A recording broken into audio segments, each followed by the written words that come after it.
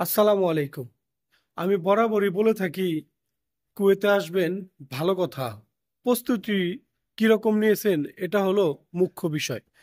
কিছু টাকা দিলে দালাল আপনাকে ভিসা দিয়ে দিবে, কিন্তু আপনি যখন নাকি এই প্রবাসে আসবেন, আসার পরে আপনি কি করবেন এবং আপনার পরবর্তী যে কার্যক্রমগুলো সেগুলো কি হবে, এগুলোর উপরে কিন্তু অনেক কিছু ডিপেন্ড করে আপনার প্রবাস জীবনটা কিরকম হবে।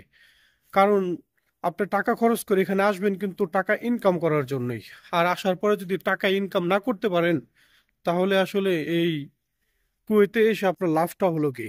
সেই জন্যই বলবো, যারাই আসতে চান তাদের প্রত্যেকেরই উচিত প্রস্তুতি নেওয়া এবং এই প্রস্তুতি মোতাবেক ভিসা নেওয়া। কারণ হলো যে একটা যেমন তেমন ভিসা হলো আর আপনি চলে আসলেন, সেটা আসলে হলো না। কারণ হলো আপনাকে অবশ্যই ভালো একটা ভিসা নিতে হবে আপনার কাজের ধরন অনুযায়ী। আপনি যেই কাজে দক্ষ আপনি সেই কাজেরই ভিসা নেবেন, এর বাইরে অন্য কোনো ভিসা নেওয়াটা আপনার জন্য কখনোই ভালো কিছু হবে না। সেই জন্যই বলি যে অবশ্যই অবশ্যই ভালো একটা পূর্ব প্রস্তুতি থাকা প্রয়োজন যদি আপনি এই প্রবাসে আসতে চান। তা আমি প্রত্যেককেই বলবো যে আপনারা যারাই কুয়েতে আসবেন অথবা কুয়েত নিয়ে চিন্তা ভাবনা করতেছেন পরবর্তীতে আসার জন্য, তাদেরকে বলবো অবশ্যই অবশ্যই চিন্তা ভাবনা করে আসবেন। কারণ এতগুলো টাকা খরচ করবেন, আর বাংলাদেশের যে প্রেক্ষাপট, এই প্রেক্ষাপটে আসলে ফাও তো আর ভিসা আপনাকে কেউ দিবে না, টাকা দিয়ে কিনে আসতে হবে। তো সেহেতু আপনাকে একটু চিন্তা ভাবনা করে আসতে হবে যে আসলে আপনি কোন কাজ জানেন এবং কোন কাজের উপর আপনি দক্ষ। অতএব দালালকে শুধু শুধু এতগুলো টাকা দিয়ে নিজে পস্তাবেন না এবং আপনার পরিবারটাকেও একটু বিপদগ্রস্ত করবেন না। অতএব অবশ্যই অবশ্যই যে কাজ জানেন সেই কাজের উপরেই আসবেন এবং আসার চেষ্টা করবেন।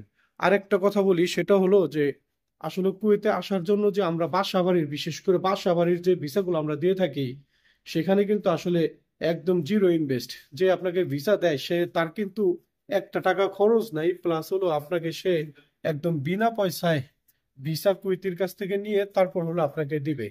আপনি এখন তার সাথে কত টাকায় ডিল করবেন না করবেন এটা একান্ত আপনার ব্যাপার।